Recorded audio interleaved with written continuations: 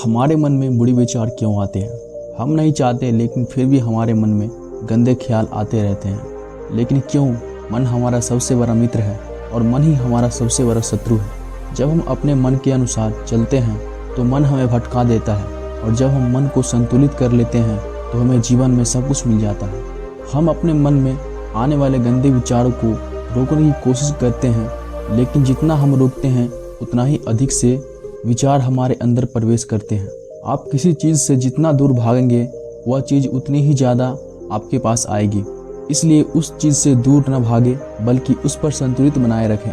तो आइए हम इस कहानी के माध्यम से समझते हैं कि आप अपने मन के गंदे विचार को कैसे रोक सकते हैं। एक बार एक युवक गौतम बुद्ध के पास आया और गौतम बुद्ध से बोला, हे बुद्ध, मेरे मन में इतने गंदे विचार क्यों आते हैं? मैं नहीं चाहता कि मेरे मन में गंदे विचार आए, लेकिन वासना के विचार हमेशा मेरे मन में चलते रहते हैं और मैं उनके बारे में सोच सोच कर बहुत परेशान रहता हूँ। ये सब सोचने में मेरी ऊर्जा और समय बर्बाद होता है, और इन्हीं सब विचार के कारण मैं कभी कभी शांत नहीं रह पाता और हमेशा महिलाओं को देखकर मोहित हो जाता हूँ। खुद को रोक नहीं पाते हैं। बुद्ध मुस्कुराए और उन्होंने उस युवक से पूछा, क्या तुम जानते हो कि यह वासना क्या है? तब लड़के ने जवाब दिया और कहा, बुद्ध, मुझे नहीं पता वासना क्या है, लेकिन हाँ, जो भी है ये बहुत बुरी बात है।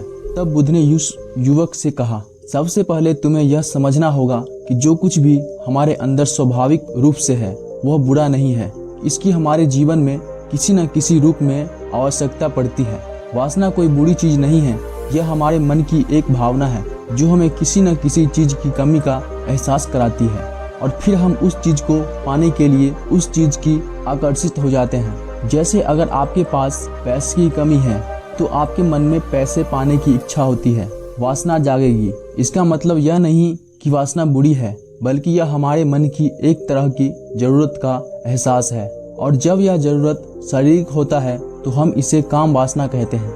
युवक ने गौतम बुद्ध से कहा, बुद्ध, मैं वासना का अर्थ तो समझ गया, लेकिन आप ही बताइए कि यह कहाँ से आती है और कैसे आती है? गौतम बुद्ध ने कहा कि वासना कहीं से नहीं आती, यह हमारे अंदर ही है और इसका होना जरूरी है, तभी मानव जाति का विस्तार होगा। युवक ने कहा, जब यह हमारे अंदर है और जरूरी भी है तो लोग इसे गलत क्यों कहते हैं?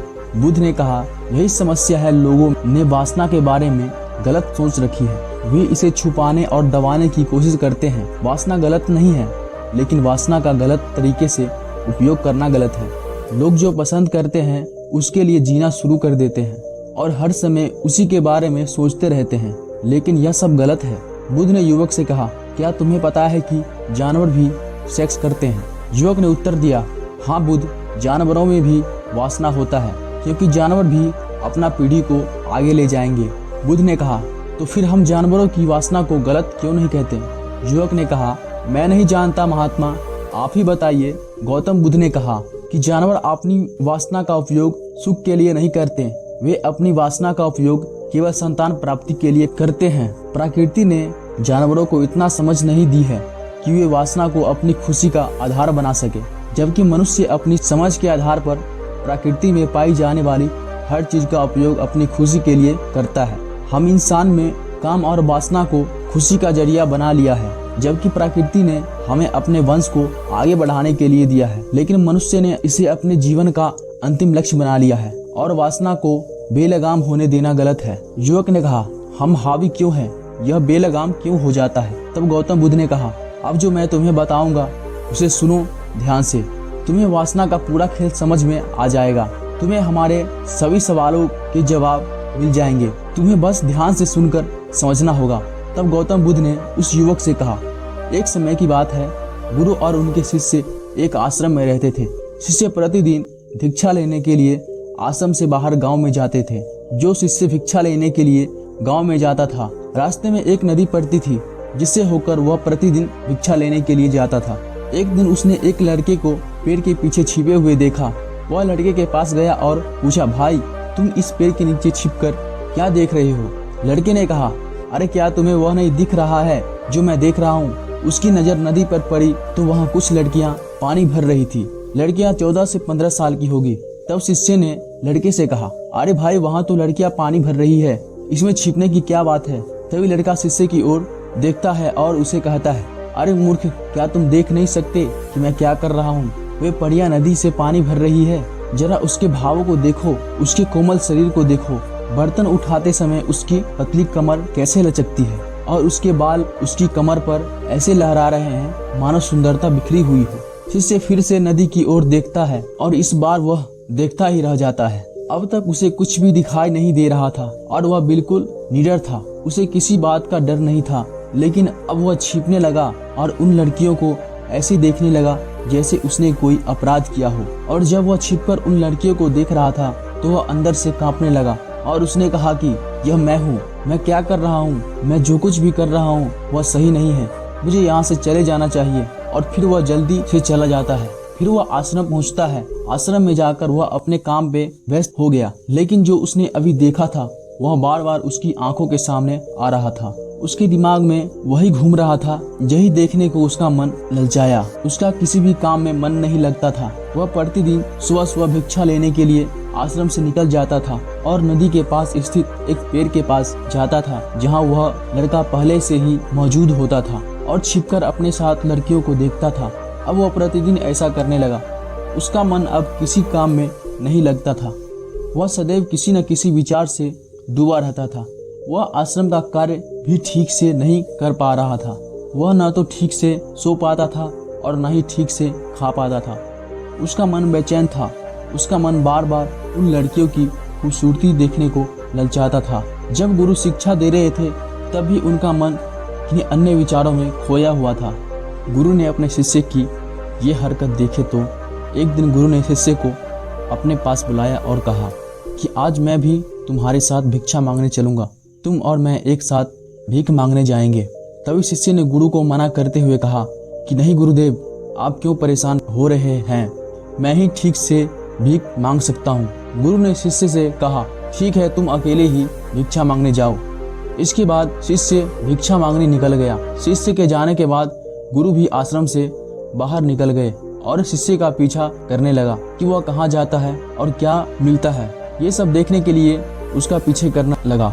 थोड़ी दूर जाने पर गुरु ने देखा कि उनका शिष्य एक अपराधी की तरह एक लड़के के साथ पेड़ के पीछे छिपा हुआ है और छिपकर कुछ देख रहा है। गुरु भी अपने शिष्य के पीछे यह देखने के लिए खड़े हो गए कि उनका शिष्य क्या देख रहा है, जिसके लिए वह अपराधियों की तरह पेड़ के पीछे छिपा हुआ है। गुरु ने देखा कि उनका शिष्य पेड़ के पीछे छिपकर उन लड़कियों को देख रहा है जो नदी से पानी ले रही थी। तब गुरु ने शिष्य से कहा, लड़कियां से भी मांगोगे क्या?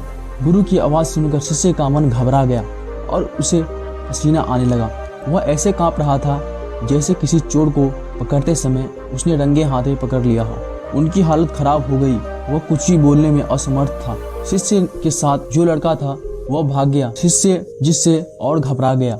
उसके मुंह से केवल कुछ टूटे फूटे शब्द ही निकल रहे थे। वह अपने अध्यापक से आंख मिलाने का भी साहस नहीं कर पा रहा था। गुरु ने शिष्य की ओर देखकर कहा, मेरा शिष्य निडर है, वह किसी चीज से नहीं डरता। लेकिन यह क्या है, तुम डर के मारे कहाँ रह रहे हो? शिष्य ने गुरु से कहा, मुझे माफ कर दीजिए, इसमें मेरी कोई गलती नहीं है। उस आदमी ने मुझे धोखा दिया है, लेकिन मैं आपसे वादा करता हूँ कि आज के बाद मैं ऐसा दोबारा कभी नहीं करूँगा। क्षमा चाहता हूँ। गुरुदेव ने कहा कि कोई बात नहीं, लेकिन तुम्हें यह ध्यान रखना चाहिए कि हम जैसे संगति करते हैं वैसा ही फल मिलता है।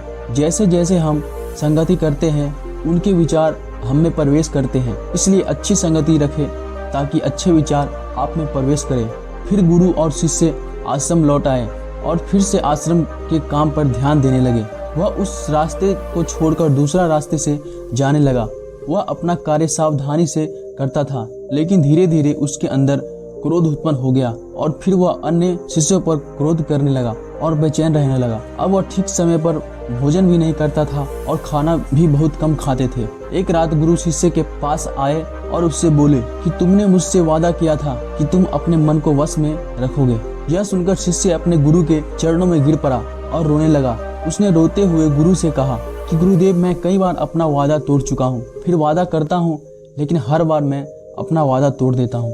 यह बिल्कुल भी मेरे बस में नहीं है। मैं अपने मन से सही बुरे विचार को बाहर निकालने की बहुत कोशिश करता हूँ, लेकिन चाहकर भी मैं ऐसा नहीं कर पाता हूँ। तब गुरु ने शिष्य से कहा, मेरे साथ आओ, गुरु शिष्य के आश्रम के बगीचे में ले गए और शिष्य से कहा, देखो यहाँ कुछ नाले हैं जिनसे होकर नदी का पानी इन पौधे में आ रहा है और यह पानी लगातार बह रहे हैं। क्या आप इस पानी का बहाव रोक सकते हैं?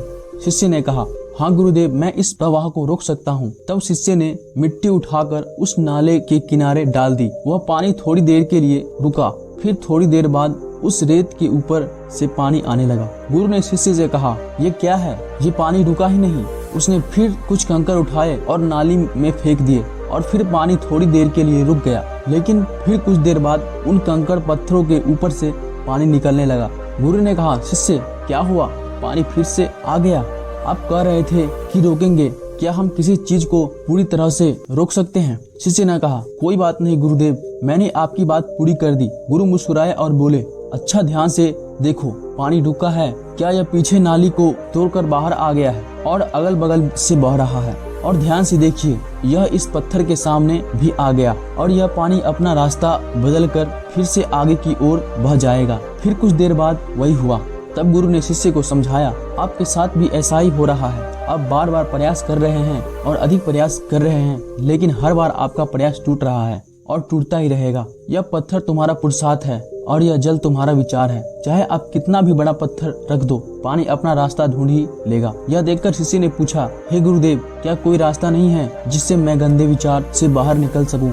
गुरु ने कहा, एक रास्ता है। यह पानी जिस नदी से आ रहा है, आप केवल वहां से इस पानी का मार्ग बदल सकते हैं। गुरु शिष्य को एक नदी के पास ले गए जहां से पानी उस बगीचे में आ रहा था। गुरु ने शिष्य से कहा, इस नदी से पानी जा रहा है जहां से बगीचे में पानी जा रहा है। अगर हम उसका रास्ता रोक दे तो क्या हम पानी नहीं रोक सकते? शिष्य ने कहा, हाँ गुरुदेव, ऐसा अवश्य हो सकता है। मैं यहाँ से इस पानी को बंद कर देता हूँ, फिर सामने नाली में पानी ही नहीं जाएगा और फिर बगीचे में पानी नहीं जाएगा।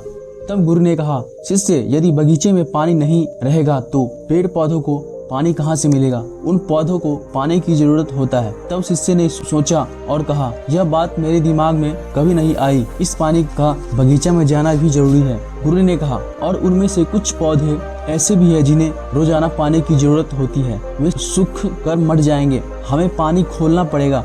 गुरु की बात सुनकर शिष्य ने पानी के लिए रास्ता खोला तो गुरु ने पूछा, यदि हम इस नदी का सारा पानी बगीचे की ओर मोड़ दे तो क्या होगा? शिष्य ने उत्तर दिया, गुरुदेव, हाँ, जीत हासिल करने के लिए पेड़ पौधे हैं, वे सब पिघल जाएंगे और कुछ भी नहीं बचेगा। गुरु मुस्कुराए और बोले, आप ये समझिए, हमें कुछ भी रोकना नहीं है, बस हमेशा संतुलन बनाए रखना है। पौधे कम पानी से नष्ट हो जाते हैं तथा पौधे अधिक पानी से भी नष्ट हो जाते हैं। हमारा जीवन संतुलन पर चलता है। गुरु ने शिष्य से कहा, अगर मैं तुम्हें आम के बारे में कुछ ऐसा बताऊं जो तुम्हें नहीं सोचना चाहिए, तो तुम्हारे दिमाग में सबसे पहले किसकी तस्वीर आएगी? गुरु ने कहा, जब हम अशुद्ध विचारों को बलपूर्वक रोकने का प्रयास करते हैं तो वे और अधिक मजबूती से हमारा अंदर प्रवेश कर जाते हैं। इसलिए हमें कभी भी उन्हें दबाने की कोशिश नहीं करना चाहिए। तब गुरु ने शिष्य से कहा, बुरे लोगों की संगति के कारण हमारे मन में गंदे विचार आते हैं। कई बार कामुकता हमारे अंदर नहीं होती है, लेकिन कुछ अश्लील लोगों के साथ रहने के कारण वह हम पर हावी हो जाती है। तब शिष्य ने कहा, गुरुदेव, आप सही कह रहे हैं, मैं रास्ता भटक गया था। तब वह शिष्य उस रात बहुत शांति से सोया। सुबह उसने अपना काम पूरे मन से किया और फिर सुबह वह भिक्षा लेने के लिए उसी रास्ते से चला गया जहां वह लड़का अभी भी पेड़ के पीछे छिपकर उन लड़कियों को देख रहा था। शिष्य उसे नदी पर ले गया जहां लड़कियां पानी भर रही थी। उन्होंने उन लड़कियों से पानी मांगा और उनसे एक लड़की ने उन्हें पानी दिया और शिष्य के पैर छुए। शिष्य ने उन्हें आशीर्वाद दिया कि आप स्वस्थ रहे ताकि मानसिकता सकारात्मक ऊर्जा से भर जाए। उसके चेहरे पर ऐसे मुस्कान आ गई मानो उसे कोई खोई हुई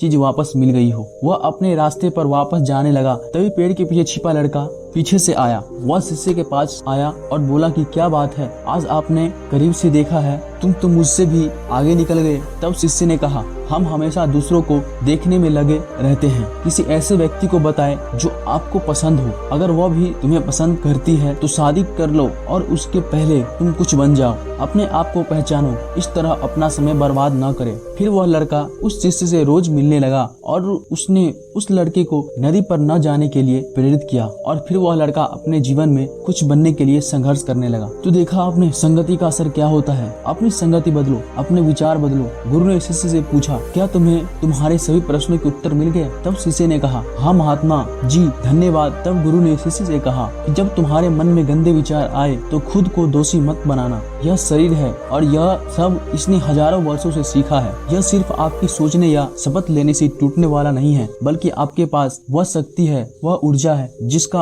आपको संतुलन में उपयोग करना है। आप एक जीवित ऊर्जा है जो कुछ भी अनुभव करने के लिए स्वतंत्र है। इसलिए आप स्वयं को जानते हैं। इस कहानी से हमें यह सीख मिलती है कि हमारे विचार बहुत महत्वपूर्ण हैं। हमारे विचार ही हमारे भविष्य की दिशा तय करते हैं। हमें अपने मन में पूरी ताकत से सकारात्मक विचार को अपनाना चाहिए ताकि हम सही दिशा में आगे बढ़ सके।